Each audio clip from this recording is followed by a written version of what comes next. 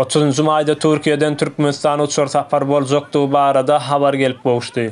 Habar beren watandaşlaryň aýtmagyna görä, 1 ýyl mundan öň Türkmenistana gitmeklerine nowata durmak üçin Istanbuldaky Türkmen konsullugyna atlaryny ýazyrandyklary we şol günden bäri hem hiç habar bolman may aýynyň 30-ny hepdäniň 1-nji güni Türkmenistana bir sany uçaryň bardygyny telefondan jaň edip habar beripdirler.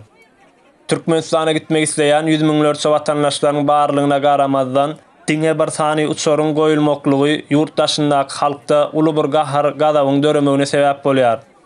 13-nji maýda hem Istanbuldaky Howa mendilinde Türkmenistana gitmek isleýän watandaşlar bilen konsul işgäriniň arasyndaky çykan uly bir dawaly ýagdaý muňa esas bolýar.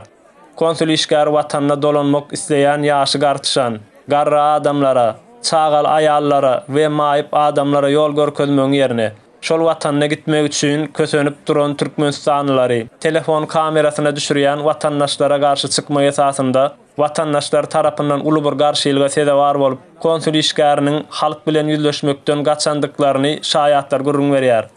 Türkiýeden Türkmenistana her 10 günden bir sany uçaryň goýulmaklygy diňe halkyň gözüni ağlamak üçin Türkmenistan tarapyndan ýörüýte gurnulan sabotaj oýundygyny we bu oýuny Türkiýe döwletinde wagtlaýyn ýaşaýan türkmen halky düşünüp, olarda uly bir gahar gadawyň döremegine sebäp bolýandygyny ýurtdaşyndaky watandaşlaryň özleri gürrüň berýärler.